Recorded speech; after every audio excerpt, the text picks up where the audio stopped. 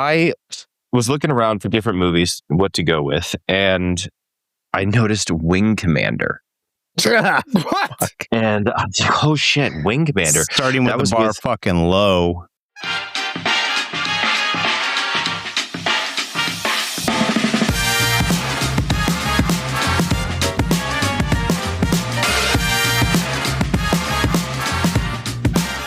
Hey, everybody, and welcome to another episode of the SpitTake podcast. I am Adam, and I'm joined, as always, by Alex and Steph. Hello, nerds. Hello. And we have a special guest joining us tonight, Jason Ruffin, who's an old friend of ours. Wanted to come on, talk about the 90s, so that's going to be our theme today. Say hi, Jason. Hello, Ruffin. friends. Why did I call you Jason? That felt weird. It's weird. It felt weird. It is so my weird. first name, and my mother, does call me that. So Yeah. You know what? It felt weird when I said it, but it's okay. So we missed. that's what she said. We missed. Some people are known by their last name, some people their first, some people have the whole name. You know, you always got that one friend that you have to say their first and last name when you're talking about them. Oh, yeah. Yep. Yeah. You're like, oh, yeah, that guy. Uh-huh. Because we have a 90s theme, all of us have picked a year that we believe is the best year of movies in 1990. And we are going to discuss those. So somebody's going to talk about their year. The others are going to try to tear it down or agree with it, whatever the case is. There's no real winner here. Like we were talking about before the podcast, it's like, whose line is it anyway? The points are made up and they don't matter. So Fair enough. So we got four of us, and I would like to just quickly throw out, I think 1995 deserves the honorable mention of a good year that could have been discussed. Lots of good movies in that year. I just throwing it out there. You guys Google it later and see what I'm talking about.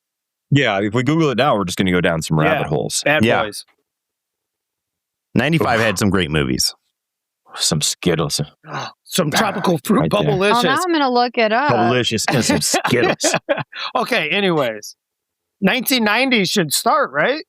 I feel like let's do it chronologically. chronologically, Oh, shit. Seven was in 1995. Great fucking movie. Great. What's in the Yeah. box? I said that the other day. That's what I say. What's in the box? That's what I say every time the Amazon guy shows up at my door. Oh. What's in the box? I say get back to your car and turn your hazards off. You can't just park in the middle of the road just because you're delivering somebody shit. And Oh, I bang yeah. on my horn. Yeah. You guys are yeah. in Chicago. I'm in the suburbs. We got enough room to go around. Yeah, they move at a snail's pace, too, when they're delivering that shit. Sure. It's like, That's the third biggest problem in America right now. To deliver Yeah. again. Mm-hmm. Get out I'm with like, one take that package giant box. and then drive Yeah. forward and get out. And yeah, so anyways, 1990. Anyways. Yeah. All right. We'll All right, get into it later. I guess I'll start us off. I didn't want to go first. All right. So, I mean, the best movie I think of 1990 was Goodfellas, hands down. It is one of my top favorite movies. You have a little bit of everything. You have the mafia lifestyle, the kid who grew up poor, but then got brought into the mafia lifestyle. Ray Liotta, I think that was like one of his biggest come out hits. It had a fantastic cast. I mean, you have all stars everywhere you turn. The hits in there, but then it kind of gets into this love story, but it's like very Italian in how it goes to like you have a mistress Spousal and abuse. Then we're back on spousal abuse again. Yep. 3 episodes later. Run it back. But then like also, the drug empire and how like everything kind of like turned from the original mafia and what they did, and you don't harm the family or anything like that. But like it's an interesting movie from start to finish. It's a long movie, but I don't care. I will watch the entire thing. I've seen it probably 100 times. The story structure is brilliant. No, Yeah. it's It really is. great. It's really sad about how much money it didn't make. Yeah. Oh, really? Oh, it's I don't very, know. it's very far down. It is uttered in the greatest breaths. Yeah. When Yes. you talk Yes. about It's a great movie. the long shot 34. where they're playing what was that fucking song, that 1950 song, and they're walking backstage and it's just Liotta and her just shaking hands and walking through, and it's one uncut shot. Is iconic. And they didn't That really is do uncut shots back then. So, No. that's like, This predates 1917 by a few. just a smidge. Yeah. I mean, we all agree it's a great movie. Yeah. Yeah. Well, Pesci. Yeah. I mean, you didn't even mention Pesci, or maybe you didn't. I missed it. I don't know. I'm in I and said out. there were a lot of great. You're such a good guy. Pesci, De Niro. Pesci, De Niro. I mean, you've got so many, and a lot of those guys went on to play, mafia guys in other movies. And the best part is, and I'm going to fill the blank in for you, Steph, where you got Goodfellas in 1990, but you also got the sequel, My Blue Heaven, in 1990 as well, with Steve Martin. I never saw movie. that. So I don't you haven't seen My Blue Heaven? Oh my God, That's it's such so a good comedy. So Very it's fun. the same.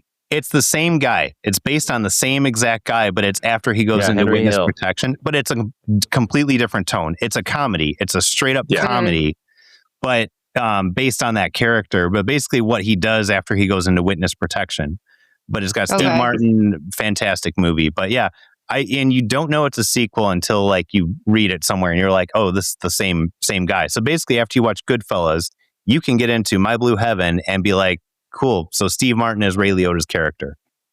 Oh, And it's an underrated Rick Moranis movie. Yes. You think Rick Moranis, you think Ghostbusters, you think of Honey, I Shrunk the Kids. Kids. Yeah. Little Shop of Horrors. This is a fun Rick Moranis movie where he's not a dad or he's not just like Little Giants. a weirdo. I'm sorry, weirdo. I had a cough. Yeah. 99 times out of 100, my man. 99 times. All right. Well, Is Little Giants in 1990? No, that's 1994. I was just leading. I was, little. He's waiting. Whoa. Yeah. There's the segue that Air Bud should have been. All right, Oh, Steph, what am I other done? evidence? What other evidence you have? I'm looking at all your movies. There's no way What you're else does she done. got? What else you have in I the got 90s? a lot. In Nobody's 1990? letting me fucking talk here. Fucking finish. Jesus. Hey. Okay, so I will say that Johnny Depp had a big year in 1990. Started off Cry Baby, which is a cult classic and a John Waters film. And it was, I mean, listen, you learned Johnny Depp could sing in that movie.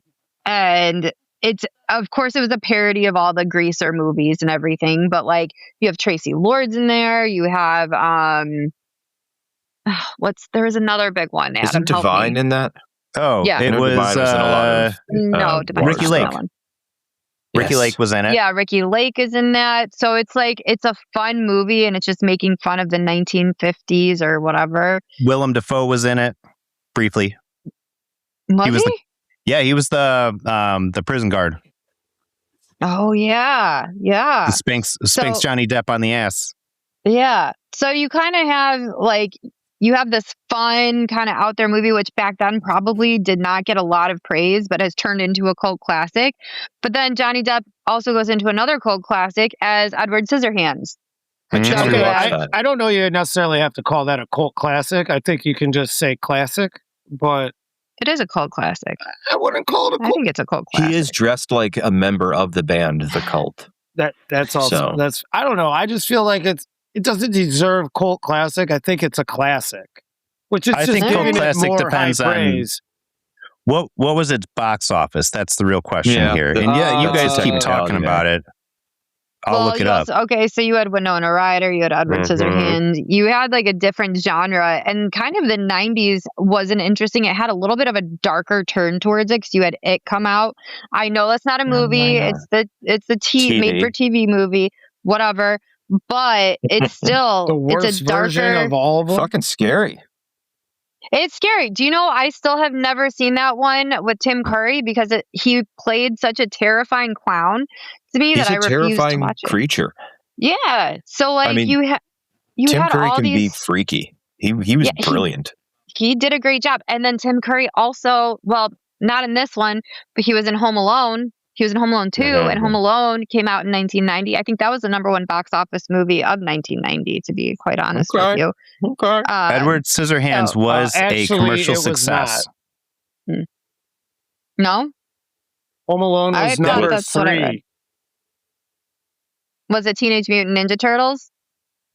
Oh, it was the Because first I one. got that one in my queue, bitches. It was Oh, Ghost. you got the first. Go into it. Oh, yeah. Ghost is good. You You, know got what? Ninja Turtles? She's I got had Ninja Ninja Turtles. Ninja Turtles was number Yeah. 4, right behind, by over $100,000. So Teenage Mutant Ninja Turtles wasn't 100 mine. million. My bad. And for this nerd podcast, I feel like that's what a lot of people will love. We've talked about April O'Neil and the bondage and the, it Really is into weird that. though. Yeah, I know you are. It's been a discussion. Creepy. Yeah, that sounded weird, dude. Yeah, that sounded really weird. That's not how I meant it. It just meant it from the podcast people. What has she told you? Ew. But you have kind of feel good movies, you have the gangster movies, but you have the scary movies. But what I'm really gonna hit on is my favorite out of that entire year, Pretty Woman. Amazing Pretty movie. Woman. It was an amazing movie. It gave a lot of women hope that as long as you're a hooker and you put out, you're gonna find your billionaire husband. And it worked. I actually had a moment a couple of years ago. I was nominated for Dynamic Woman of the Year for a magazine, and they had me go to one of the shops in the Gold Coast, really fancy shop. And I didn't realize because I missed the appointment calendar. And so they called me. They're like, "Hey, are you still coming in?" I was literally on my way to the boat. So I'm like dressed like a piece of shit. And I go, "Shit, I'll be right there." So I throw on like a West Virginia tank top, ripped jeans. I'm like no makeup. I'm running around the Gold Coast trying to park. I'm walking by all of the high-end stores and there's security in front. They're all just staring at me. And I walk into this store where they're dressing me and they kind of looked at me. They're like, "Do you belong here?" And I'm like, "Yes, don't make a mistake because I have this. You're going to make a big mistake." So it was kind of funny. They were all really cool about it.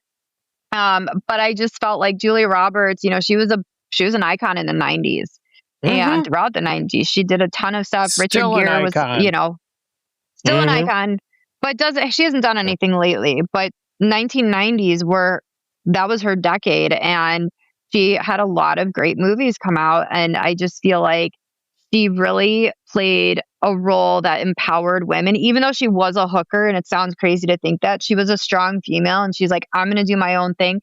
I mean, her comment about Richard Gere, where she's like, "I'll do anything, but don't kiss me on the mouth because that's the most intimate thing you can do." I've taken that into my life. For sure. Let's go mark that one. Let's mark that clip right there. The socials. This is how we build an audience. Steph, your hair looks great, buddy. I'm gonna take a break here. You go ahead. Finish your story. Yeah, it's a great movie. It is a great movie, and like I think sexually, George Costanza gets a little rapey. Yeah, it does get a little grapey. But I think that also, and we don't like rapists. We've said this before. We have the T-shirts coming. I think oddly not in purple. No, it was a very sexually positive movie for women too. Like it kind of showed, like, I mean, Julia Roberts gets banged on a piano, and it's like kind of shows you can get out of the bedroom and do other things. So I think it was. I think that was the pinnacle movie of 1990. Pretty Woman. And then listen, you had great music then. Wilson Phillips, Hold On. But hold on. Classic. Hold on. You can't just start bringing music into things. We didn't pick music years. If we did, I would have chosen a very different year. Oh, we can do that next week. Yeah. Oh, no, not next week. Another week, though. Did you guys also know that in 1990, the World Wide Web was invented? Al Gore invented it, yeah. Mm-hmm. So we wouldn't be here today if it weren't for 1990. And as MC Hammer says, you can't touch this. I mean, if 1990 didn't exist, then yes, you are correct. By the laws of physics, we would not be here. That's just time, baby. It's okay, guys, because, you can come here. Everybody knows your name. Wait, what was the number one show? Wow. In 1990? Cheers. If you want to bring up number one, okay. I just let me make a note of number one. Like, I didn't think I was going to bring it up. TV shows. I'm just going to write this down real quick so I don't forget for my argument. Yeah, there we go. Yeah, got it. No, write that down. You can do that. So those are my movies. You missed a lot of really fucking good ones in your year. Okay, here's the thing, though. For time. Yeah, I chose the top ones, and there's a lot that I don't know because Okay. I don't know nerd stuff. Rattle off Wow. like 5 more Hurtful. movies from the 1990s that would sell your argument. Me? From 1990. Yeah, you. From 1990. Misery. Great Okay. movie. Mm-hmm.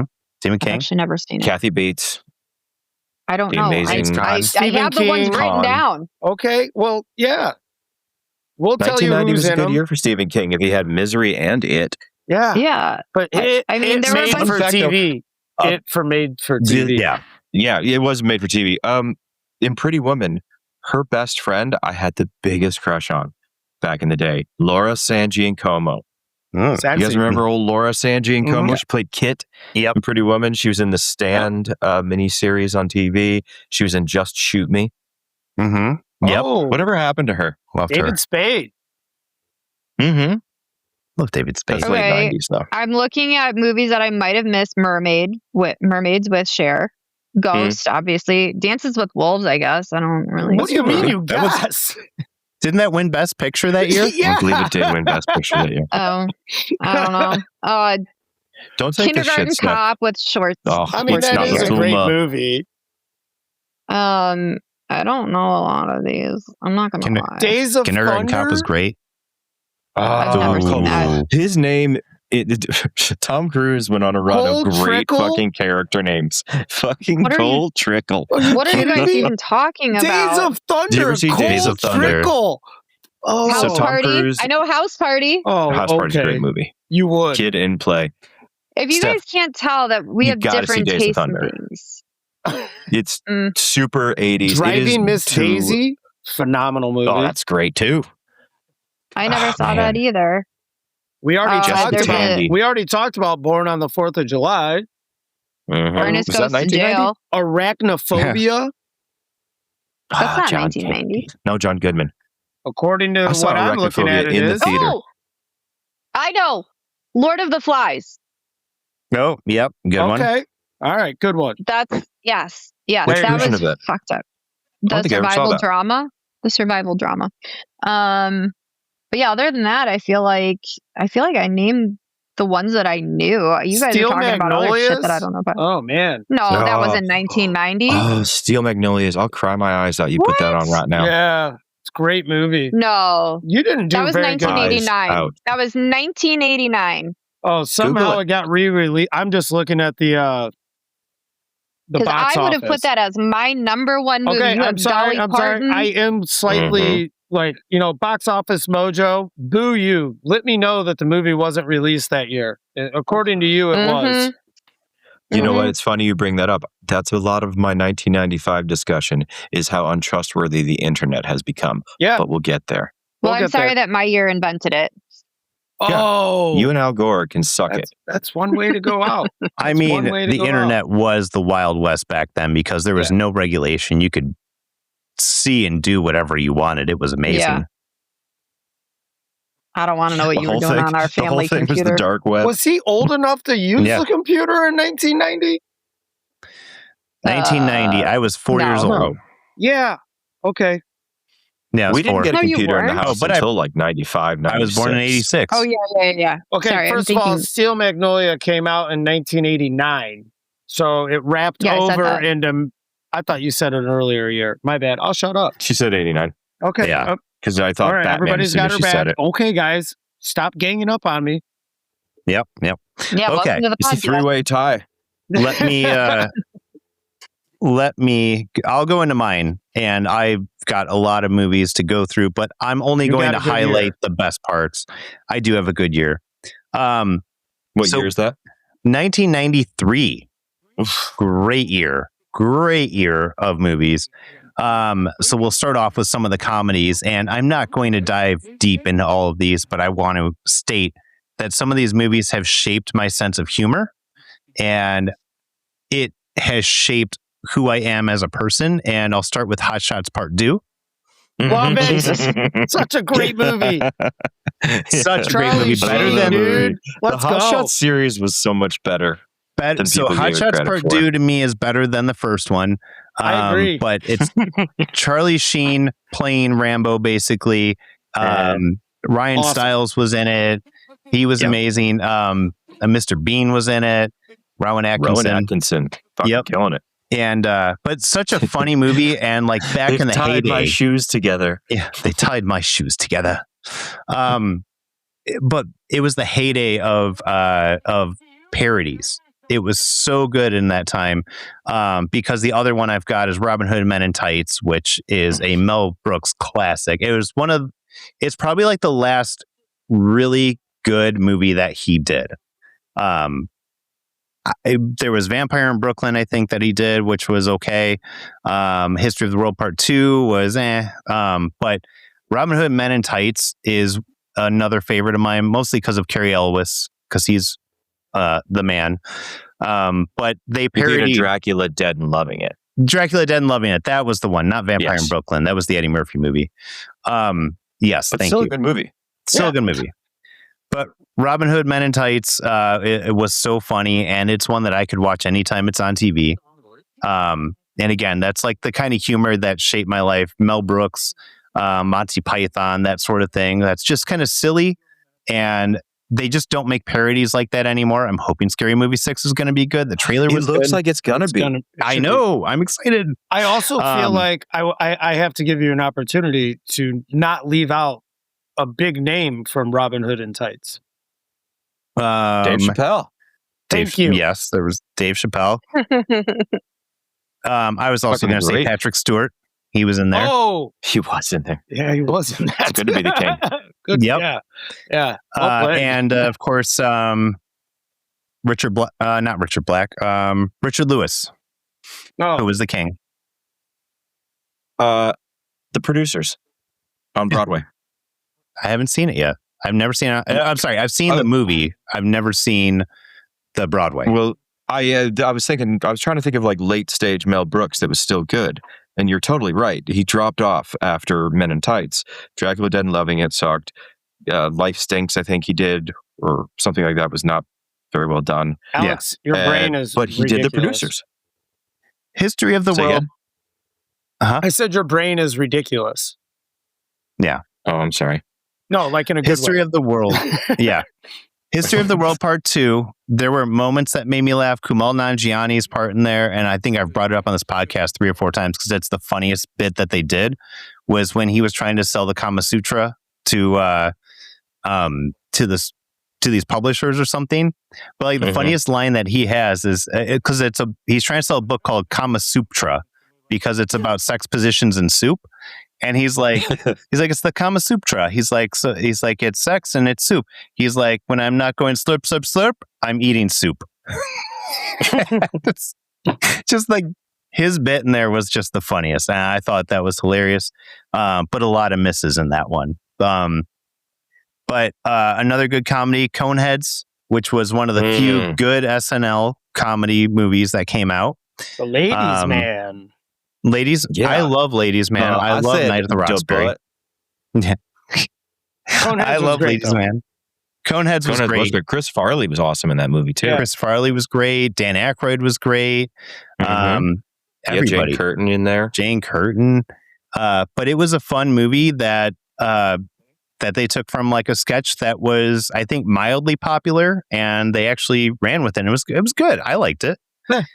Dan Aykroyd wrote that when he was stoned and sitting at home watching TV. And he just had a stoned thought about why don't the people's heads reach the top of the screen? Mm-hmm. So like from here to here, he's like, it's just so weird that there's just so much room. And so he wrote Coneheads. Him and I think it was Ghostbusters, when him, Harold Ramis, and Ivan Reitman were writing it, they locked themselves in a hotel room and just were like stoned out of their asses when they wrote the script.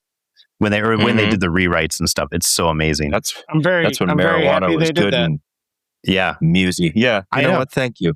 Yeah, thank you. That drug dealer never got his gut.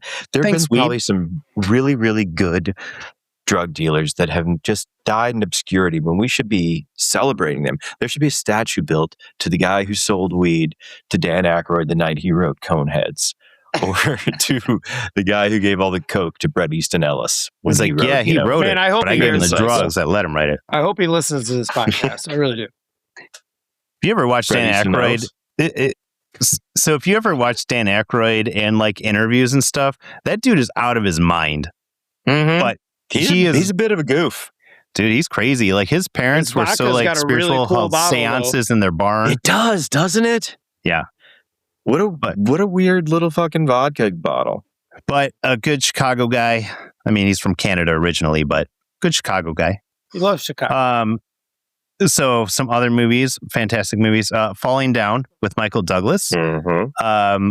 His role in that was one of the most relatable things you will ever watch, even though he's a psychopath. He takes it a little too far, but he's not wrong. And we've talked about it before. So I won't get into too much about it. It's a great movie about a guy who's just down on his luck and, decides to go on a rampage and right the wrongs with guns in a very bad way. Yeah. Jason Statham should remake that. Yeah. Jason Statham. What a good call. Oh, man. I would watch that. See, someone should be listening to this now because they're just going to pull great ideas out of your head, Ruffin. Residual. Right. $5, please. Free movie ticket. Okay. This is the real reason for podcasting, so that our ideas can be recorded and so we can prove that we had them first. Mm-hmm. Yes. There you go. Okay. A movie that was not received well, but in my mind was very fun and original was Last Action Hero. Agreed. I would agree. Step it's with Arnold Schwarzenegger and then this kid. Mm-hmm. Yeah. Okay. He goes did you... I could see the face. I was just like, oh, she has no idea what's happening right now. Honestly, the kid goes into the Arnold Schwarzenegger movie, and then he has to help Arnold Schwarzenegger, and then they come back to the real world, and the rules are different. It's an insane ride, but Arnold Schwarzenegger made fun of himself in it, which was a lot of fun. I did watch this documentary where he said that after the movie came out and it got so torn apart by the reviewers, like he cried for like 2 days. I feel like that movie lands better now in a weird way. Yeah. Like I think it's like I've rewatched it in the last 2-3 years, and it's like I think it's better now. Like it weirdly makes more sense or something. I don't know. Like it's just like I feel like we rented that movie a lot when you were little. I've seen that movie probably 100 times, so you're probably right. Sounds like because we never owned it. Yeah, yeah. By the way, family Steph, video. The gist of it is the little kid gets a ticket that's magic, and it allows him to enter a movie, and so he goes into like this action movie with Arnold Schwarzenegger. Mm-hmm. And my take on that movie, it's kind of like superhero movies in the 90s. They didn't have the technology to make them cool. We have it now. Let's take that idea and just remake it right now. It's cool. They didn't know how to do everything back then. All they were mocking was just the one genre. Now he can climb into anything. Fuck. Ready Player One with all these crazy different characters brought in there. That's the multiverse movie right there. Hell yeah. And we'll bring up Arnold's rival, Sylvester Stallone and Wesley Snipes in Demolition Man, which is getting a sequel. Man. Taco Bell. They won the franchise wars. You got to use the 3 seashells. Yeah. The seashells. The seashells. I did not like the idea of no physical intimacy between people. That bothers me, but that was interesting. What movie is this? Demolition Man. Oh, so, I heard Taco Bell and I was like, I really want Taco Bell. Sorry, I went off into a whole nother. So Wesley Snipes is what would you eat at Taco Bell right now, Steph? Yeah. Oh man, I love their just cheese quesadillas. That sounds so good. Basic. I know. I'm like, do I DoorDash a $10 quesadilla to my door? Think about it. Like you haven't done decisions you have to make about your life. Sorry, Adam. Well, I was going to say, so the whole movie is Wesley Snipes is a terrorist and Sylvester Stallone is the cop who goes after him. They call him the Demolition Man because he destroys everything in his path to like catch the bad guys. They get frozen. They wake up in the future. Everything's different. Nobody has guns. Wesley Snipes is like, criminals are like low level now. Like they're almost nothing. And nobody's used to the idea that he's just a murdering psychopath. And they unfreeze Sylvester Stallone to go after him. And there's like all kinds of crazy stuff. And it's a fish out of water story because Sylvester Stallone's in this world where he doesn't understand how anything works. Dennis Leary was in it, who I love. Yes, he was. Sandy Bullock was in it. Benjamin Sandy. Bratt. Not my favorite, Benjamin but you know, Bratt. she's in it. Whatever. Adam hates Sandra Bullock, so Why? he likes this movie. I love Sandra Bullock. That's America's sweetheart. I've come around to her a little bit. Sandy. I used to really just not like her. I didn't think she was that good. And Miss Congeniality too. Yeah, don't forget about the second one. The way Adam dislikes Sandra Bullock is the way I dislike Nicolas Cage. So. Oh God, two very different things. What's going on in the Krause household? Yeah, guys. Wow. Listen, she stayed for Speed 2. That's what kind of woman she was. Yeah, she's loyal. Hey, don't bring my movies into wander this. off and make. She didn't stay for Speed 2. She was. It was Penelope Cruz. Erroneous. Yeah, it was her and Jason Patrick. Hold on. And Speed 2, Cruise Control, with the villain as Willem motherfucking Dafoe. He of the big penis, Last Temptation of Christ. According to IMDb, her face is on the cover of the DVD. No, hold on. Score one from 1999. Yeah, she was in. It was Sandra Bullock and Jason Patrick, and Willem Dafoe. Yeah. Oh.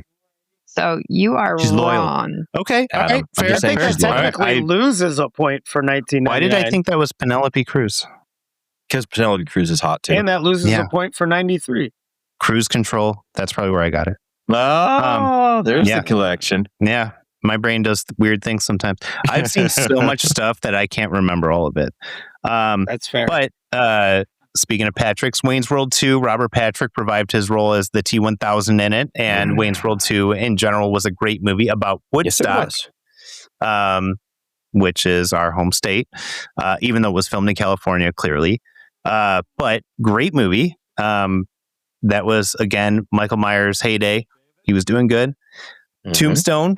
You're my Huckleberry. Val Kilmer. You've got Kurt Russell, one of my favorites. You've got Sam Elliott. Michael Biehn. All about taking... You know what? If you ever need to watch a movie that's inspiring to you about taking down the bad guys, that is the movie. That is the movie. Great movie. That was a good cup flip there, Ruffin. Thank you. For those of you out there who are just listening and aren't seeing, Mr. James Ruffin just flipped his cup in a manner. Jason? Yeah, well, it's whatever. Susan, shut the fuck up. I did the cup flip thing, like after the gun scene. It was awesome. It was a cool flippy flips. I randomly had a Moscow Mule cup right here. I've only got a few more to go through, so I'm just going to rattle some off real quick. The Fugitive, Harrison Ford, amazing movie. Filmed in Southern Illinois. Yep. The Addams Family. Addams Family. Yep. And Nightmare Before Christmas. An actual cult classic. Yep. That is my favorite. That is also not a cult classic. That is a a classic. It's a cult classic because it bombed when it came out. And I didn't know that until I watched The Movies That Made Us on Netflix. And they were talking about it. And everybody who worked on the movie didn't even know that it had a cult following until they started seeing figurines and stuff at stores. And they were like, why is all the stuff that we worked on out here? Because the movie was so bad, they thought it just was going to fall into obscurity. But it became such a big hit after it came out of theaters. So it is an actual cult classic. It seems like Tim Burton really just ruled the 90s. Pretty much. The early 90s, he sure as fuck did, because he did the two Batmans, too. Yeah. The Three Musketeers. The one with Kiefer Sutherland. And, that's such a good movie. I watched that not too long ago. Such a great movie. And Chris O'Donnell in his prime. They still got great chemistry on Only Murderers, too, which is awesome. Yep. It was great. But sorry. Two more. What was the song in that one? That was it wasn't the one from Robin Hood. No. But it was by the same guy, I want to say. I can't remember, but yes. And which movie are we Please talking go on. about? I'm not going to rest until I figure that out. Okay, Three Musketeers. It was a great movie where everybody was in France, but they all had American accents, which made them the heroes at the time, because that was the 90s. Fuck yeah. Okay. I've only got two more. Number one, Schindler's List. Schindler's List, which was the first depiction of World War II and the tragedies that occurred over there, directed by your friend Steven Spielberg. And it was a very emotional piece for the people who worked on it. It brought so much life to this tragedy that people didn't get to really see. Liam Neeson had a hard time filming the movie. Robin Williams was calling him weekly on set to make him laugh so that he could deal with it. But Schindler's List was a great addition to the 1993. Yeah. Also, it's Bryan Adams, All for Love. Oh, what about Meatloaf? Not in Schindler's List. Was not Bryan Adams. No, the Three Musketeers. Right when the little girl with the all red comes out. This. Okay. It's all for love. My last one, and the point that I'm going to make to solidify 1993 as the best year in the 1990s of movies. Here it is. The multi-billion-dollar franchise, Jurassic fucking Park. We're talking about 93, not franchises. I'm talking about the movie that spawned the franchise, the multi-billion-dollar franchise. Yeah. Welcome. It created six sequels. It had, it's got 2-3 video games now. It's got a new one coming out soon. That's a survival game where you're stuck on the island from the first Jurassic Park and you have to escape with all the dinosaurs chasing you. I'm very excited. This is Air Bud, right? Huh? This is where it's like it doesn't say anything in the rules about there not being a golden retriever. Let's see where you're leading. Dinosaurs, okay? I'm just saying dinosaurs. Dinosaurs. All that dino DNA. All that. But it brought this brand new idea, again, directed by Steven Spielberg. And here is the biggest point about that movie is everything that we know and see today, everything you guys are going to bring up about 1994 and 1999 with your big CGI movies what I'm talking about of Jurassic Park. So if you didn't know, there's a guy named Steve Williams. Steve Williams worked on the original Star Wars trilogy as one of the ILM big special effects guys. When they were making Jurassic Park, they had planned to use claymation for the dinosaurs. Imagine the movie that we would have gotten if they had done claymation. And they told, and Steve Williams was the CGI guy, and he's like, "Hey guys, I can make a dinosaur on the computer that will look very realistic and be great for your movie." And they were like, "There's no way, the technology is not there, you can't do it." So he storms off and he goes to his computer and he creates a T-Rex that is colored, shaded, and looks realistic as fuck. And he comes back and says, "Here's your T-Rex." And they say, "All right, we're going to do this." He created CGI. He created everything that we see now. He was the one who brought it to the mainstream. They were going to do a claymation T-Rex chasing Jeff Goldblum in his little Jeep. And imagine what that would have been like. So I'm saying that this created everything. And okay, arguably somehow got worse in the early 2000s. But when he created this, he created the whole CGI, all the superhero movies that we see, all of the stuff that we encounter in movies now where they refuse to use practical effects was because of this guy. And that includes movies like The Matrix. I know Alex is taking a piss break, but listen, it is because of Steve Williams that you're able to watch that. The guy who was doing the claymation was kept on as a consultant on how the dinosaurs moved, which was great. Didn't lose his job, but it opened doors to brand new cinema. And that's where I will end my year on, is that Jurassic Park, the top grossing movie of that year, and then became, again, the top grossing movie of, I think it was like 2015 or something with Jurassic World. This movie just changed the game for everybody in cinema. I mean, you're not wrong. That's a fair point. You're not it's wrong. A fair point. Like, however, I don't like dinosaurs. You don't like clowns either. Yeah. Yeah. You don't like being nice to people. Like, I mean, if all we like dinosaurs, can't take this bitch anywhere. She only, I mean, Listen, if all she likes is hookers, how is she even in this argument? She likes Julia Roberts as a hooker. That's it. You're going to find all three in Vegas. We're just going to go to Vegas. I don't like dinosaurs, but hookers are okay. Times. Fully I'm just support. saying. But, and point, I'm done. Oh, your mic Ruffin, you're up. Okay. I'm mic dropping. I think we should save Ruffin for the final. Why? It's 94. Finale. It's 94. Because it's time to jump you. Because you challenged me, sir, Adam. You challenged me. I was peeing. I was having a lovely pee, checking out the color of my urine. By the way, darker than I'd like it to be. Drink another Drink some zombie water, dose. sir. I was just saying. You talked about Matrix. You know what? I'm just saying. I'm just putting this out there, planting the seed that The Matrix was a very heavily CGI'd movie, and Steve Williams, who worked on Jurassic Park, and said, "Hey, everybody, you can use CGI now. Here you go." And then 6 years later, The Matrix came out, and it was a huge hit. I'm just planting that seed for later. I want to just remind you all, though, that the reason that you guys all that you all were able to do CGI is because of the internet being invented. That's not true at all. 1990s, still talking. For those CGI, of you not watching the YouTube and just listening, we just got to see Steph go into some form of closet. There was a body hanging behind her. Looked like that's not funny. And she's not going to be able to sleep tonight. There was a clown with two horns right here. Triceratops clown. Was it riding a T-Rex? He was. And for those of you not familiar, with technology, it does not require an internet connection to create CGI.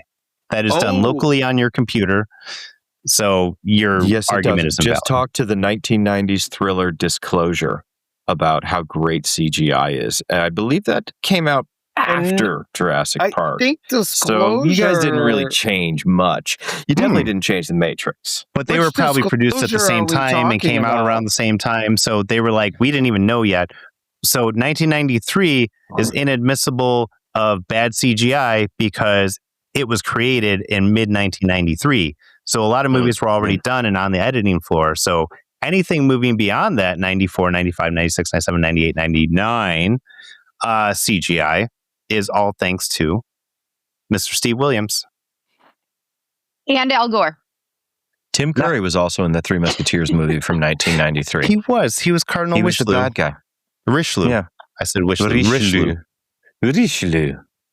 Oh, and what was the... Oh my God, hold on. What was the... Rochefort. What was his name? What was that guy's name? I love him. The guy who was like the most perfect evil villain of the 90s. He had cheekbones that could cut glass, but he was just looked like a bad guy. Yeah. What was his name? Because he was great. He's also the bad guy in The Crow. Michael Wincott. Stealing my fucking movies. Michael Wincott. You guys. We're supporting your movie. Michael Wincott. Ruff, I'm sorry. Am I jumping you? Do you want to go now, or do you want to finish it off?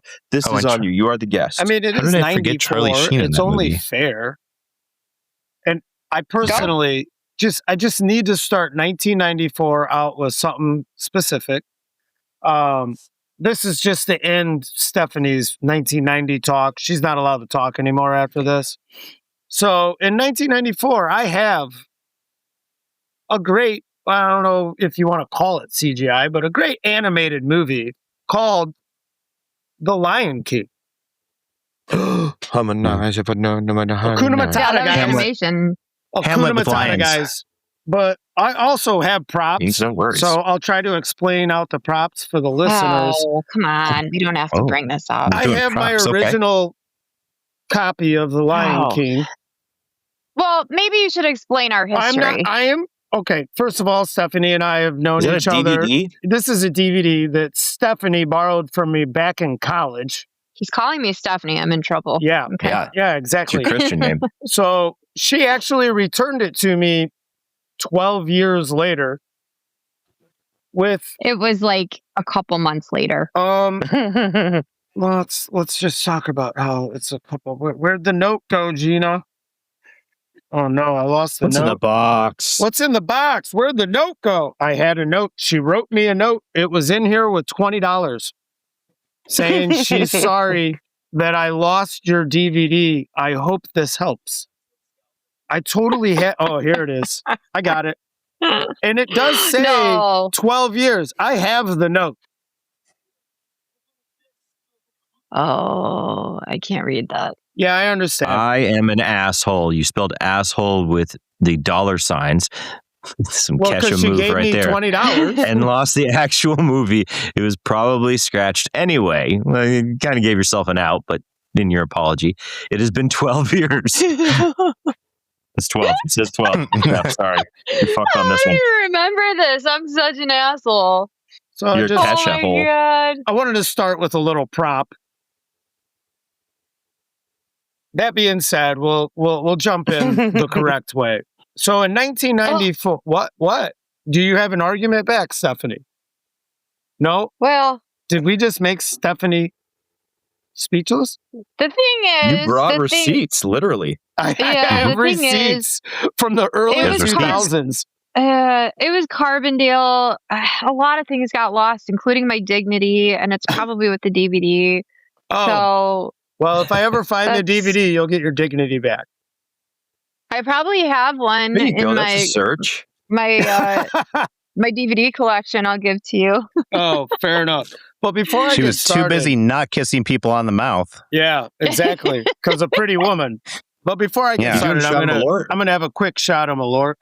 Just ew, man, I want one of those. Fuel. Oh. No, thank you. Okay. So I'm going to start off with just a little possibly unknown fact. A certain actor in the year 1994 was the first actor ever to have 3 movies hit the box office on opening weekend #1. Can anybody name him? Johnny Depp. I want to go with Jeremy Irons. Wrong. Jim Carrey? And the winner is Alex. He did The Mask, Dumb and Dumber, and Ace Ventura all in a row. Yep. I don't know if that was the order. I think Ace came out I don't know the exact order. I failed at my notes. I just wrote stuff down. But yes, you are correct. Wait, I didn't know I thought we were still talking about The Lion King. That's the only reason I said Jeremy Irons. No, I just passed Lion King. There's nothing else you gotta say. It's The Lion King. What else am I supposed to say? I was going to support you with the late James Earl Jones. Oh, fair enough. Mufasa. And Darth Vader. I thought we were going to talk about Darth Vader. But you had Jeremy Irons, you had Jonathan Taylor Thomas, you had Matthew Broderick, Nathan Lane. You know? The biggest names of the 90s were in that. 90s and the 80s.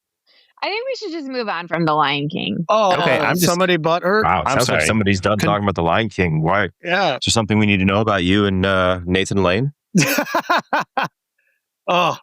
got some other good movies, but What movies was Nathan Lane in 1990? Birdcage. All the good ones. That was not 1990. Another single camera shot movie. Was that 1990s? No, that was. It was in the 90s. It was in the 1990. Yeah. Yeah. But it was in the 90s. Yeah, but they're right. Move along. Go on, 94. Yeah. Prove your point, OJ. So, OJ. Well done. Wasn't that 94? Wasn't that the white Ford Bronco? I watched it happen live because I was allowed to watch TV at that age. If love does not fit, you must have quit. Okay, Johnny Cochran. OJ didn't do that shit. But if he did, he got away with it. Yep.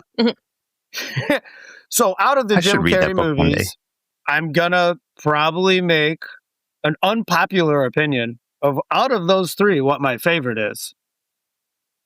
Unpopular opinions are the most popular opinions these days. That's fair. Yep. For me, it fits like a glove. Ace Ventura, Steph. Oh. Wow. I didn't really like any glove. Like a glove. I really didn't like. I wasn't going to use that line, but you gave it to me with the O.J. Simpson. Yeah, with the O.J. Sorry, that worked out really well. Yeah. Like a glove. Like a glove. And that was not planned because No, that was not planned. Clearly didn't know. No, yeah, clearly. If people could see what your face looked like. This might be the one people watch the YouTube about. Yep. All right. Also, that year, let's just talk about the movies that were nominated for the Best Picture of the year. Pulp Fiction. Great movie. Four Weddings and a Funeral. Mhm. Quiz Show. Such an underrated movie, but yet so good. John Turturro. I don't think I saw that one. Oh, you need to check out Quiz Show. You would love movie. that. All right. I'm going to add it to my list. You got one of the Fiennes brothers in there. Yeah. You got John Turturro. Yep. It's all about the quiz show scandals in the 1950s when like Jeopardy shows were basically fixed. I got my free Wikipedia right over here. Well played. Yeah, pretty much. Yeah, no, it's well played. I get to talk less. I got Forrest Gump, which, Adam, I know you got your feelings on it. I That's for another episode. I could do a whole episode on Forrest Gump. Totally I love the movie.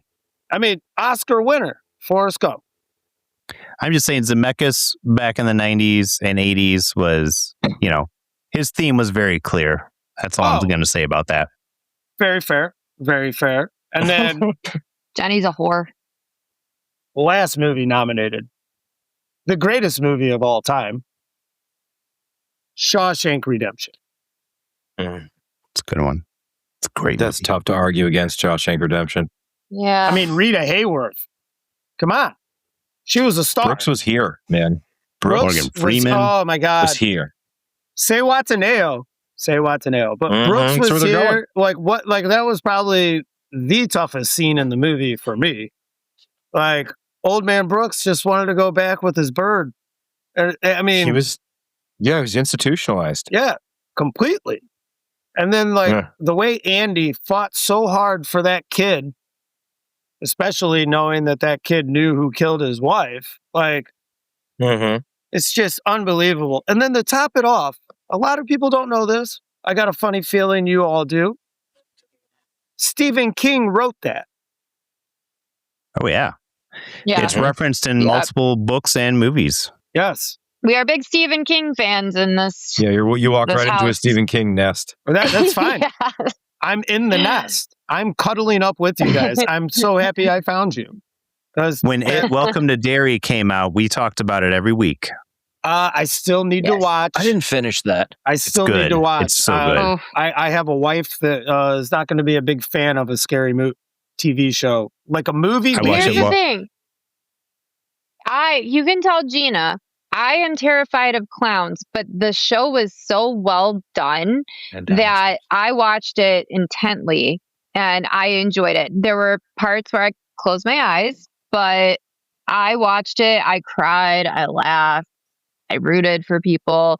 So I think Gina should give it a shot. Okay. I like that. And then Adam, I got a little note on your Spielberg.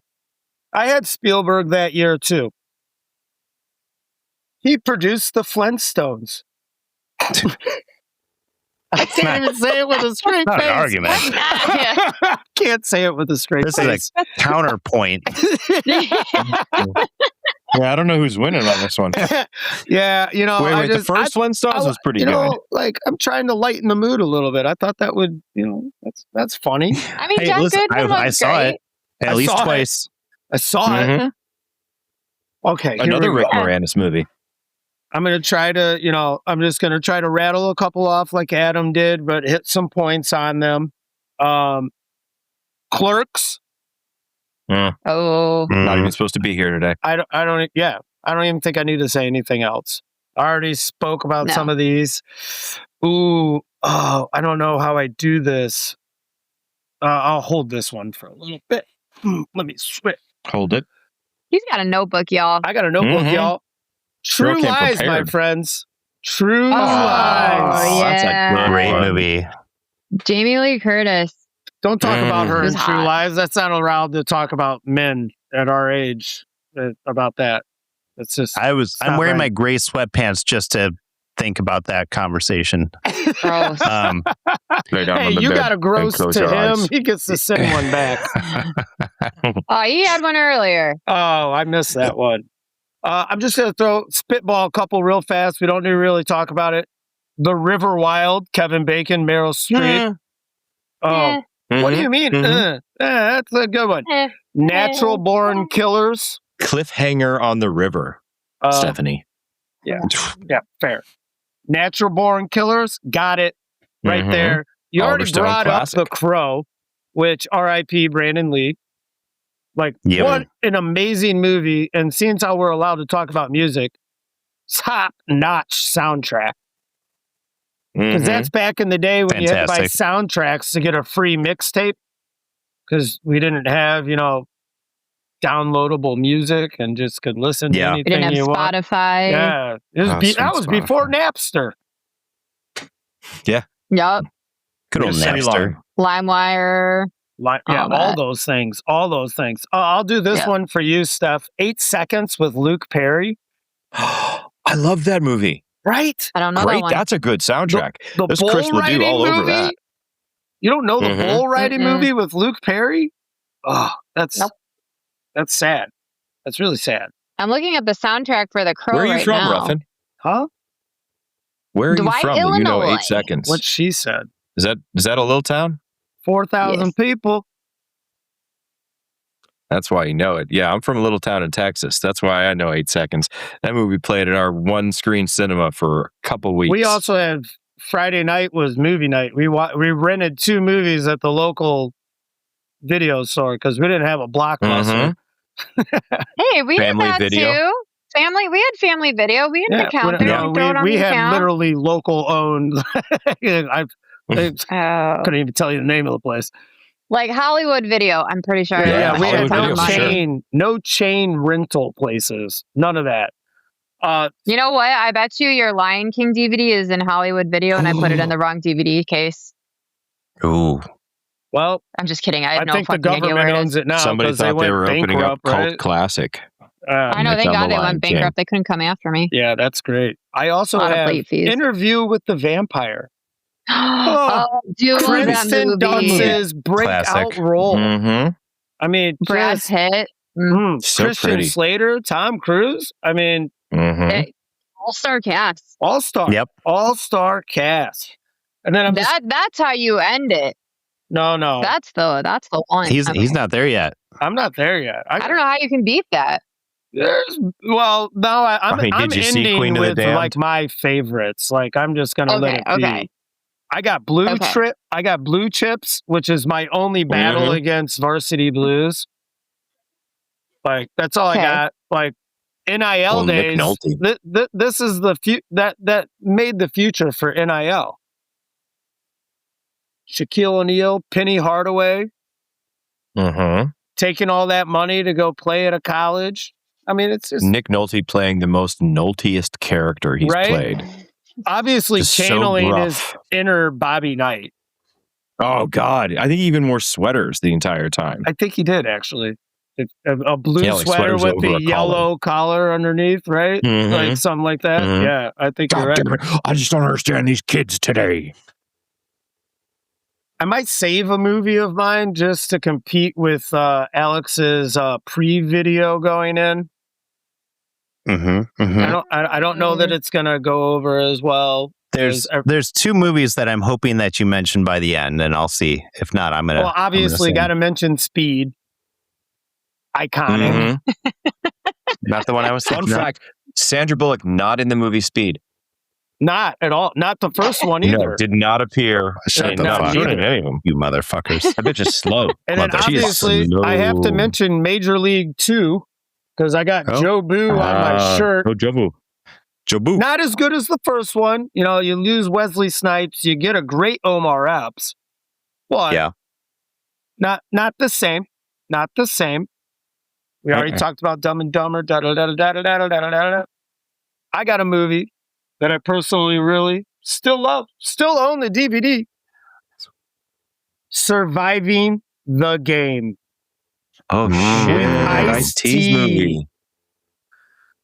I remember that movie. Yeah, where he's a homeless guy, gets recruited by rich white people, homeless black guy, obviously Ice-T, recruited by rich white people to go out on a hunting trip and help be a guide or something. I can't remember exactly how they convinced him, but they end up hunting him. Well, flip the script. Most dangerous game. Ice-T fucks everybody up. Fucks him up. For you, As he Ice-T. should. I mean, that's pretty misleading. He was a cop killer. I mean, he just, yeah. Damn Pretty it, misleading Alex. of them to do that to him. So good. And seeing your face when you say it, Sorry. it just made it better. It just made it better. Surviving the game. I hope Adam is thinking about the movie I'm kind of saving to go against Alex with. But I also do have Terminal Velocity with Charlie Sheen. Ooh, good movie. Good movie. Some skydiving action. Can't go wrong. Yeah. Mm-hmm. Clear and Present Danger. Ooh, a little Jack Ryan action. Oh, Yep. Gotta love Jack Ryan. Love that movie. I'm assuming Adam wants me to possibly say Stargate. No, Stargate's not a the good one I was movie. thinking of. That is a good movie. I just can't, it was a good Stargate's movie. an original movie. It's a fucking original sci-fi movie. Okay. They didn't play into the whole hero trope. They didn't do Joseph Campbell with 1,000 fucking faces. They just had a cool idea of let's open up a fucking portal to ancient Egypt, where there's aliens that are helping us out, and we're gonna have some weird androgynous pharaoh flitting about. It's a good movie. It was a good movie. It's good. I just haven't seen it enough, to be able to fully argue it. And I totally missed the interview with the vampire lead into Legends of the Fall. Oh, great movie. Mm-hmm. I dropped the ball on that one. That'll bring a tear. Yeah. Totally dropped the ball. Stargate also had James Spader, who is the fucking man. Kurt Russell. Adam, while I can't raise you this movie, I can match you Tombstone with Wyatt Earp. Ooh. No, you can't. Yeah, not the same. I said I couldn't raise. No. You can't even match it, though. No. I love you. And you're a handsome man, and your beard reminds me of a young Yakov Smirnoff. But I had to say I can match. I can't just fold. I can't fold. You can't fold. But you got shit you're not even bringing up. You haven't even mentioned the air up Is that there. what you guys want? Fucking nerd. I was waiting for Street Fighter. Yeah, you guys wanted Street Raul Fighter. Julia. I knew it. Raul Julia, okay? The fucking man who did the movie only because his grandkids love Street Fighter and asked him to do it as he's battling colon cancer, and he says, I'm going to do it. And he delivers one of the coldest fucking lines ever in a movie, which is where Chun-Li is telling him, you destroyed my entire village, you killed my family, and he says, for the day I came into your village and I, massacred everybody, for you was the most important day of your life. To me, it was a Tuesday. Oh, dude! So you like the movie or something? It's not that I like the movie. I appreciate Raul Julia and his. I didn't know that part of the story, but by any means. Oh my! Yeah, I watched Street Fighter a lot back in the day, but I couldn't. Or it's probably been. It's the only movie my family's gone to together that we've walked out of. Yeah. It is not a good movie, but Raul Julia's portrayal of M. Bison is unmatched, and he had fun, and you can tell he had fun. He was the saving grace of that movie, if there is any saving grace in there. But that line is the line that I will remember for always, and I think it's been referenced several times, but I'll give it that. I will give it that. It is a video game adaptation of a movie which the 90s were not kind to. No, it was not good. Because Doom sucked. Outside of the Spin Doctors, who were the 90s kind to? Yeah. But there was one other video game movie that you haven't mentioned yet. Our Lady Peace. Video game movie. Innocent came on the other day, and I was just like, this is a great fucking song. I see them live on Thursday, actually. Is that true? Where are they playing? The Vic. Really? Are the Vic? Belmont and Sheffield? Yeah. That Vic. Our Lady Peace. And Double Dragon. And the Verve Pipe. Oh, I didn't. Verve Pipe gonna be there too? Yeah, the freshman. Brought that up the other day. Adam, I wanted to write down Double Dragon, and then I was like, I can't do it. I mean, it's a movie. Again, not a good video game adaptation into a movie, but as a child watching that movie, with Robert Patrick playing a bleach blonde villain of some sort. Mm-hmm. But I mean, like, what premise did the video game really have? I don't know. I have no idea. I walked around punching gangsters and puncher, beating up women with whips. That was also the other problem. I never really played Double Dragon. I at least played like Street Fighter. Yeah. So you didn't have a whole lot of friends growing up. I get it, buddy. I get it. Double Dragon was, you had to play with somebody. We don't bring up those times. I was a little busy playing sports. Yeah. Yeah, I was about to say, you're busy fucking hoes back then. I don't know what you're doing. My mom's going to listen to this, guys. Double Dragon. I was banging hoes in 3rd grade. And then me and Alex were over there trying to take down Boba. Oh, yeah. I'm still going to here we go. hold a movie, but I just want to throw out some like 2 childhood favorite, like kind of sportsy movies. Well, they're not sportsy, they're sports movies. We got Little Giants with Icebox. Nobody gonna talk about my mama. Come on. Mm-mm. No, you ain't. Good one. That's a great one. And then personal. I mean, you can't call it a cult classic or anything, but for me, like if I saw this movie on, I'm watching it's not even it. Call anything a cult classic. Yeah, I don't know why we're using it. Apparently. Yeah, I guess anything. I think The Wicker Man is the only thing we can't call a cult classic, just for sheer irony of it. Fucking Nicolas Cage. I got D2. Arguably the worst out of it, but we got Knuckle Puck out of it. We got Kenan Thompson. Kenan Thompson. I like D2. I like D3. I don't know. Call me crazy. My problem with D3 is that the Mighty Ducks have just won the world championship against the hardest team, Iceland, and they can't beat a varsity hockey team. Funny story about that. One of the guys on the Iceland hockey team is a senior on the varsity. Different name, totally different character. Yeah. I think he's totally the one that goes after Julie the Cat Gaffney. Yeah. Yeah. Just little. But it's like, you say I'm descriptive. Wikipedia that motherfucker. I actually learned that from a bar regular, and I never lost it. Like it just kind of stayed up here. But I'm gonna. But how are you gonna win a world championship and not be able to beat a high school hockey team? Because they didn't have Bombay in a world championship. They didn't have Bombay. Everything turned around when R.I.P. Hans. Yeah. Everything turned around. They put the Ducks jerseys back. The Ducks win, not the Warriors. Mm-hmm. Come on. I don't care what name you're under. It's the same team, different name, same players, same skill level. You can't beat a varsity team after you win the world championship. They did beat the varsity team. They just couldn't beat them when there was no coaches and refs around, and they tried to have an early morning scrimmage. The Bash Bros were broken up too. And the Bash Bros. Yeah. So it was just they didn't have movie. their whole team. Okay, whatever. Like that's not even my year. I love D2. Movie. I'm telling you, D2 is a better movie. I'm agreeing with you. I don't think D2 is bad, but I'm gonna save one other movie. But I got Little Big League. Oh, good one. He gets the first and only time the Minnesota Twins will ever be mentioned in film. Yeah, right. Why else would they be? But the kid gets his grandfather gives him the Minnesota Twins, and he's the manager. And then they start winning, and the team is helping him like with his homework. And then the first baseman falls in love with his mom. I mean, it's just a great movie. First baseman was what's his name? 30-something. Yeah, the West Wing. The red curly poofy hair. I forgot his name. God damn it! I drove him to Iowa. Timothy Busfield. Yes.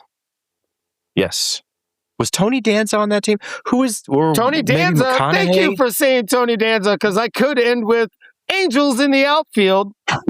Ooh. I've been waiting for it. Matthew McConaughey, Joseph Gordon-Levitt, Danny Glover. Ooh, that was a good movie. I would have ended with Interview with the Vampire. Yeah, well, give me my movie back. Change or charge battery. Wow. That's Hollywood.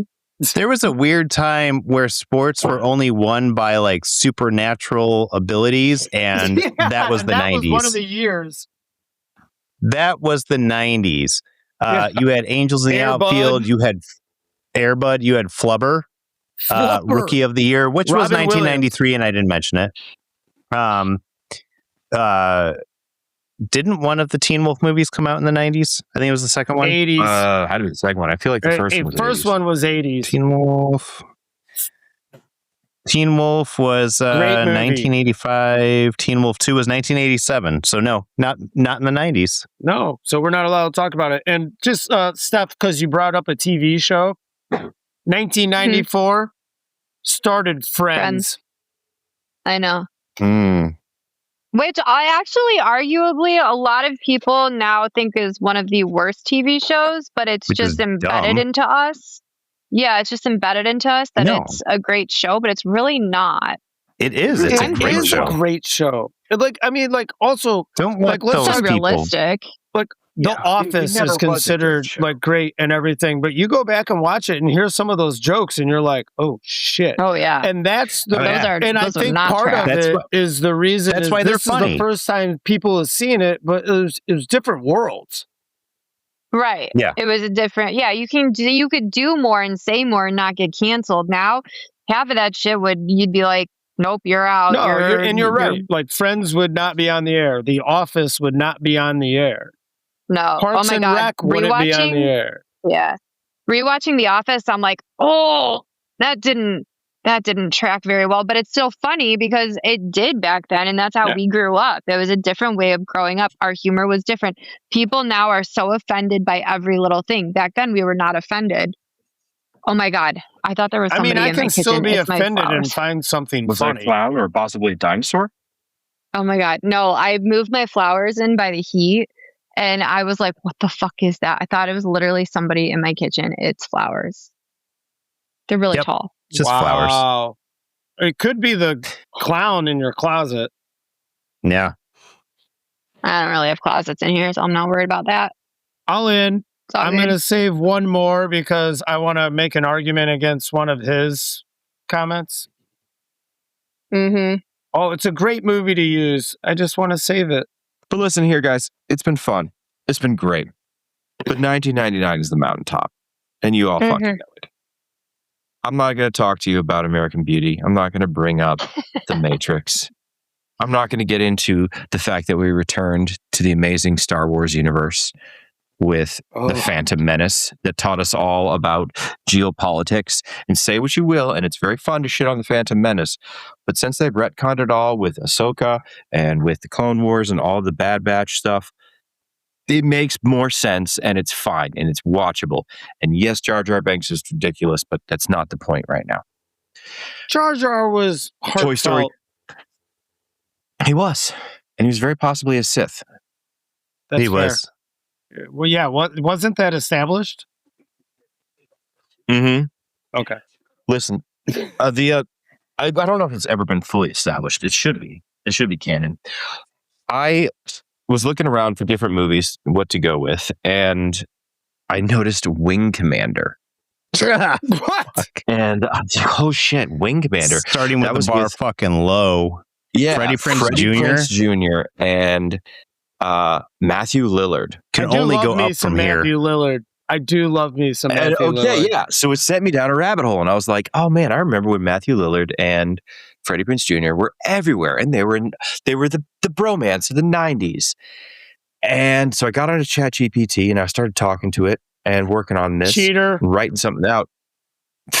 ChatGPT is helpful as shit. As long as it's my idea and it can help me fix my grammar all day long.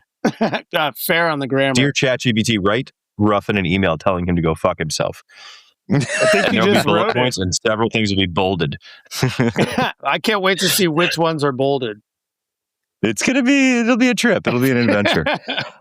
So I'm looking through, and ChatGPT straight up lies to me. And they're like, oh yeah, Freddie Prinze Jr. and Matthew Lillard were only together in the Scooby-Doo movies.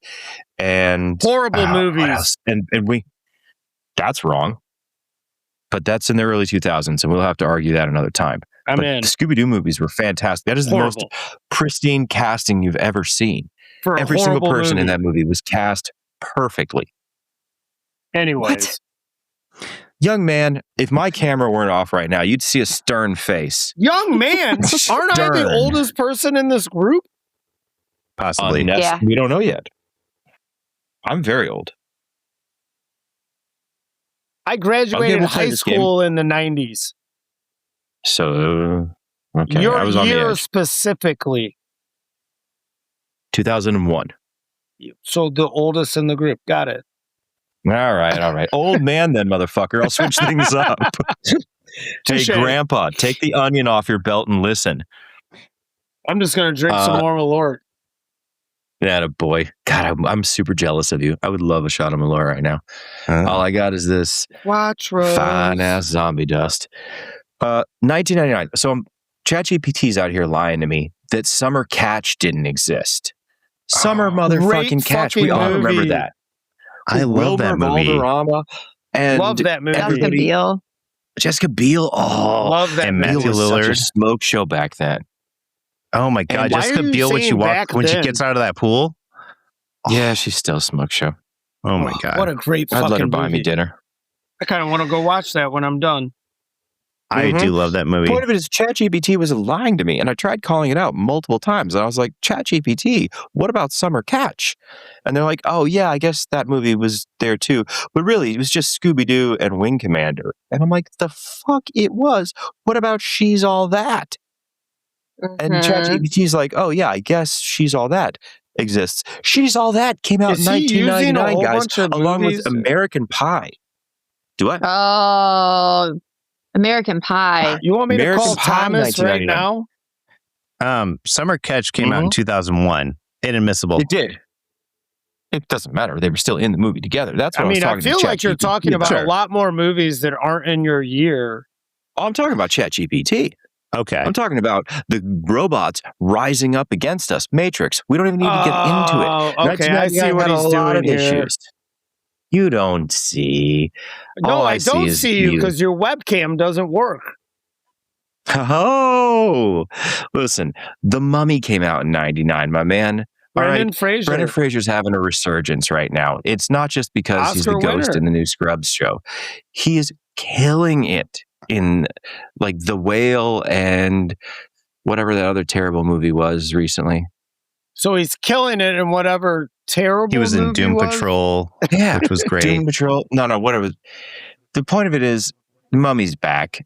Runaway Bride, Blair Witch Project, 1999. Okay, I'll give you Blair Witch Project. That's a Blair Witch is a good one. That was a game changer. Oh, you want to talk about game changers, Adam? That's a game changer because that was a game changer. That led into Paranormal Activity also. Yeah. Found footage stuff was, I mean, 99 changed a lot of things. In the same way the early 90s with like 94, you had the independent, Robert Rodriguez and Quentin Tarantino coming up. 99 changed it a little bit too with more avant-garde cinema. I mean, you had Go came out. You've got... Go's a oh, gosh. Yeah. Oh, side note, Blast from the Past. There's some more Justin or Fraser. God, yeah. Brendan Fraser. Alicia Silverstone. Yep.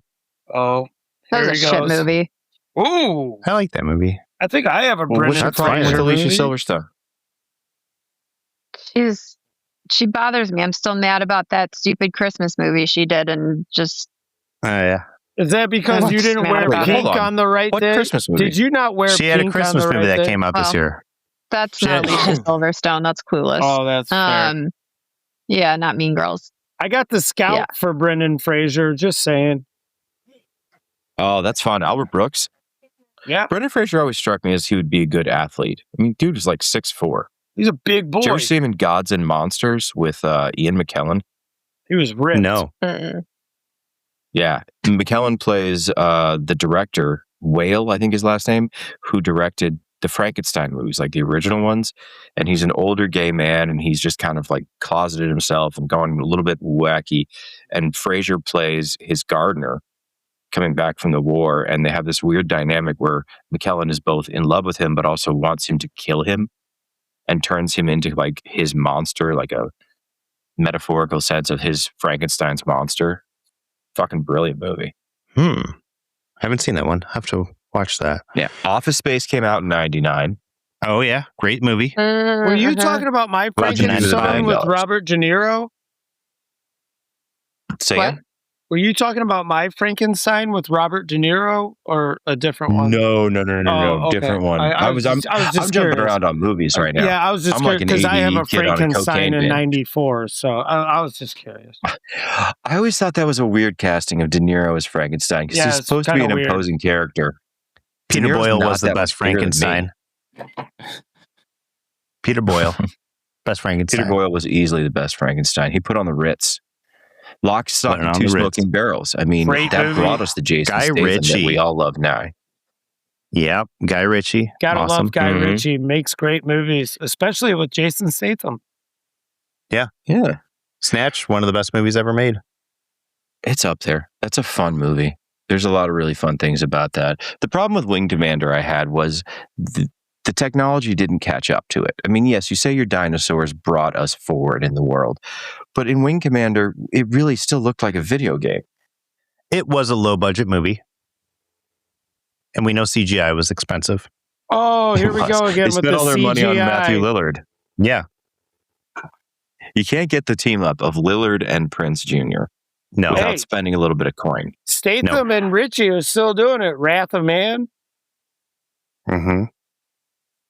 Wrath of Man. I haven't seen that. Is that another It's Guy Ritchie and Jason Statham. I'm a blue collar guy. Every time I put it on, I'm like, oh, it's going to be a stupid Jason Statham movie. And then I see directed by Guy Ritchie, and I'm like, fuck, I did it again. And I can't stop watching. Yeah. It's like, I think I'm going to fall asleep to a Jason. And I'm like, oh, you got me. Ritchie's still pretty good. He'll have a shitter every now and again, but I mean, The Gentleman on Netflix was good, as was the movie version of it too. Awesome. Both. Yeah. And there's not 10 things I hate about Guy Ritchie, but there's 10 things that I love about 1999 because that had 10 things I hate about you with the amazing Julia Stiles. Looks like a young Stephanie Krause. Oh, don't say things like that. Don't say things like that because Julia Stiles was a thing for me back in the day. Well, we've gone into that. You know what? Your Targaryenism will get us all in the end. Oh my God. Don't make it weird for me. Was that Targaryen or is it? Adam, if it makes you feel any better, I also get Allie Larder. So I don't think that's going to make him feel better. Two people ruined. Think about that. I know. Like you just raised the bar, actually. Well, you look nothing like Rachel Lee Cook, so that's okay. This is true. I've never gotten that one. Yep. Yeah.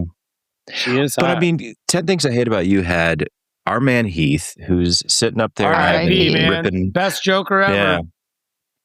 He was excellent. Right after Cesar Romero. You had Gabrielle Union, Joseph Gordon-Levitt. My God, I love me some JGL.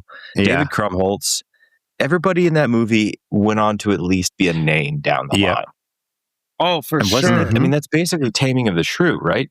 It was in that era of let's make teen movies Shakespearean. Mm-hmm. That's true. The long and short of it is 1999 was a much better year than any of yours, and you're all very good-looking people. But can you make your argument? You're not as good-looking as Eddie Murphy was in life. That's such a good movie. And like you have to watch. I feel like you have to watch that movie a couple times to understand how good it is. Mm-hmm. Which movie? What did I miss? Life with Eddie Murphy. And that's a good movie. I didn't see that. It's a good movie. I saw it. Great movie.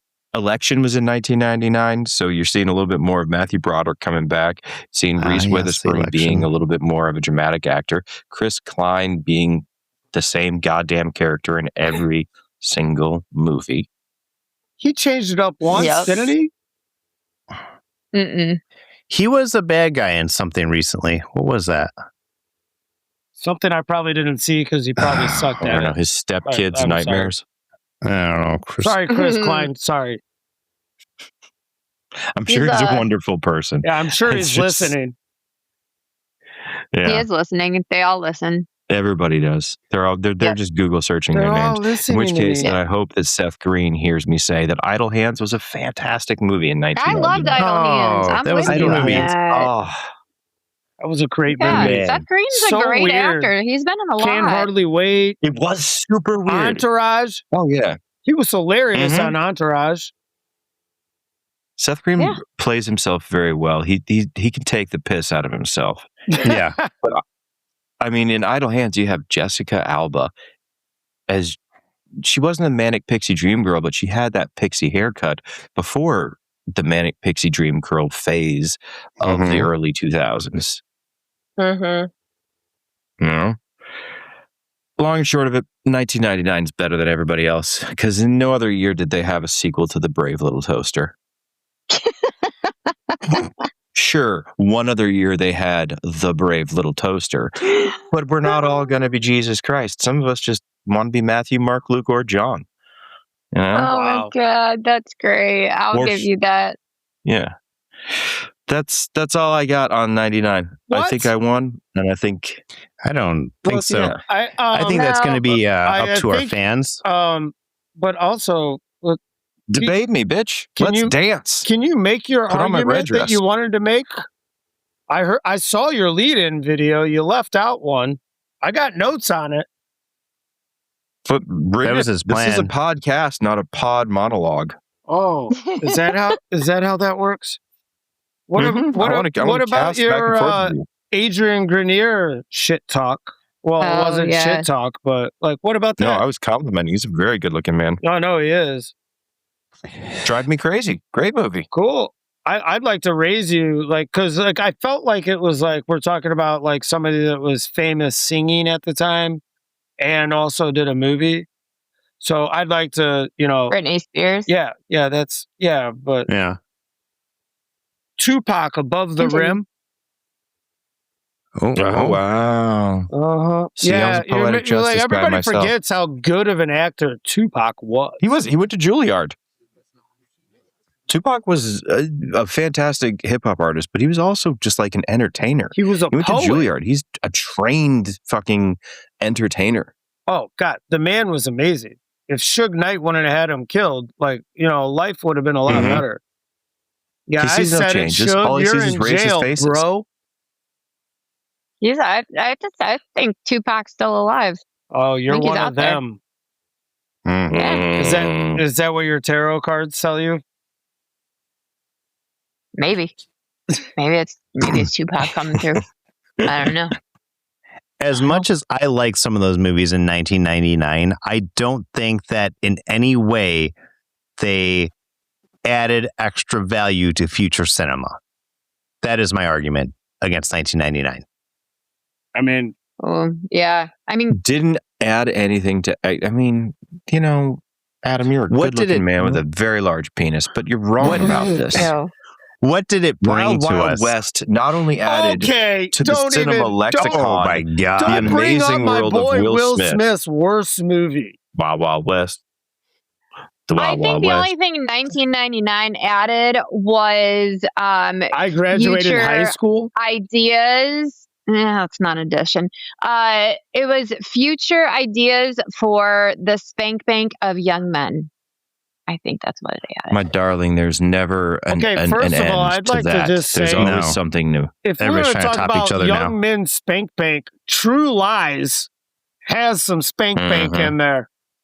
That's 1994. You can bank that spank. Yeah, you guys all told me to stop talking when that happened. Or how about the Dilophosaurus in Jurassic Park? Yeah, I had a little bit of beer. That bank. Yeah, the thing with its little frills coming out and spitting acid.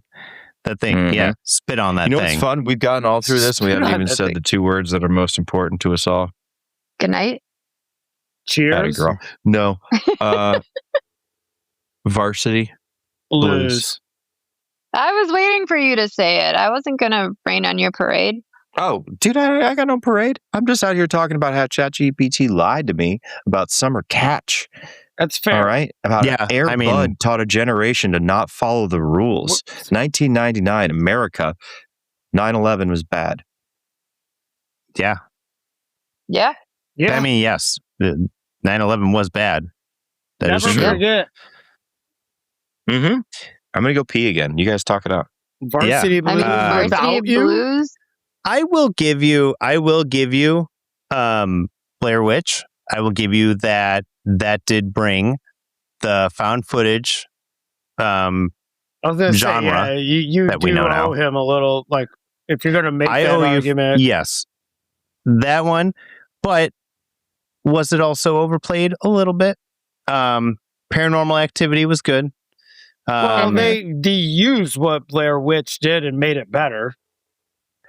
I'll say what Blair Witch did was give filmmakers a genre that they could do at very low cost. Indie filmmakers were able to kind of take that idea and do a lot of very different movies. We got some great movies that were found footage.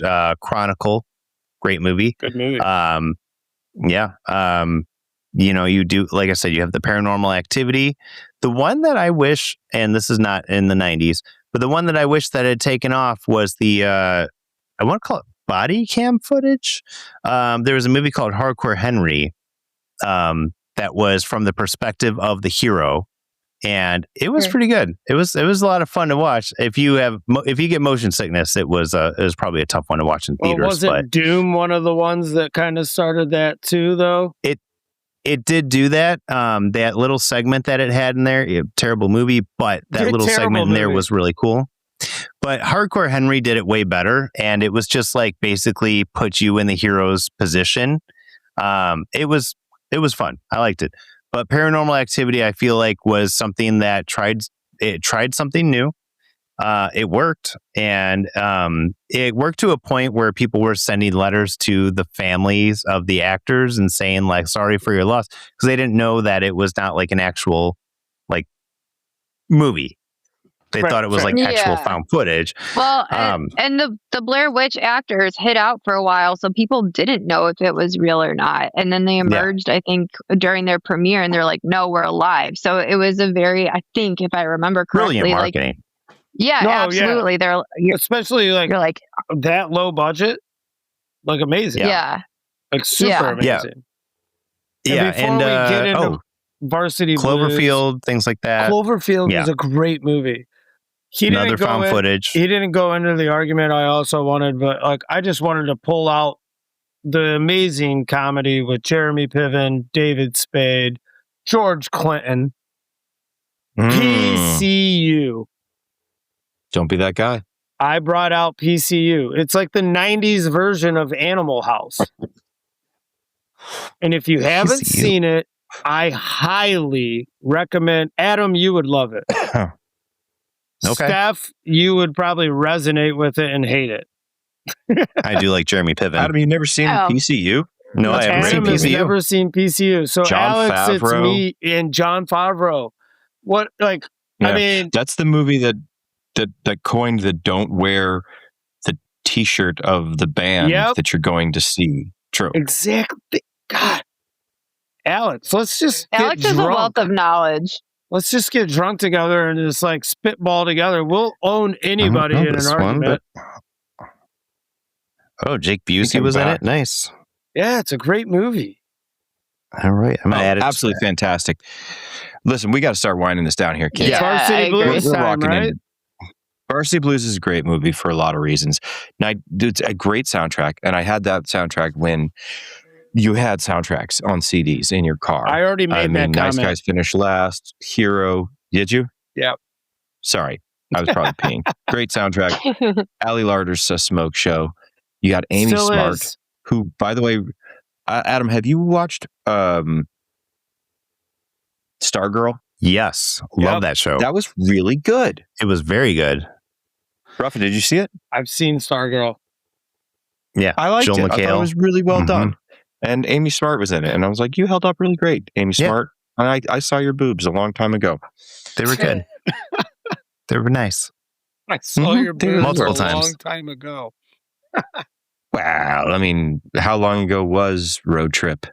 Back when Tom Green was somewhere 90s. Relevant. It was 90s. Yeah, relevant. Super relevant. Just eat the mouse. Breckin Meyer. Breckin Meyer. That's a great movie. We're going to So there's Austin, no real winner Texas. Boston, Texas. Austin, Massachusetts. Oh, yeah. I fucked it up. There's no real winner here. I think that We're all winners. Steph had Laura Sanji and Como, which was fantastic. My man Ruffin, you've got Malort, which is even better than that. Adam, you're right. Jurassic Park introduced us to Jeff Goldblum's chest. Loved it. But It made hairy chest relevant. Mm-hmm. And Alex, you had a new style of filming in The Blair Witch. Which is called ChatGPT lied to me. Yeah. And Summer Catch exists. And It's we a great need to all movie. just, I swear to God, I'm going to go watch it. What's it on right now? you ought to, man. Teaches a lesson. Thank you for listening to the SpitTake podcast. Let us know in the comments what year you think was the best in the 1990s. If it's something that we didn't talk about, let us know. Make sure you follow us on our socials. We are updating the website currently, so check that out. Our link tree is in our Instagram bio. And especially thank you, Ruffin, for joining us today. It was a lot of fun having you on the show. I love you guys. But we will see it. But we will see you next time. Special announcement: we do have an actress coming on the show next week from an Oscar-nominated short. Her name is Nicole Elise Nelson. We're very excited to have her. So we will see you guys next week. Bye. Bye. Later.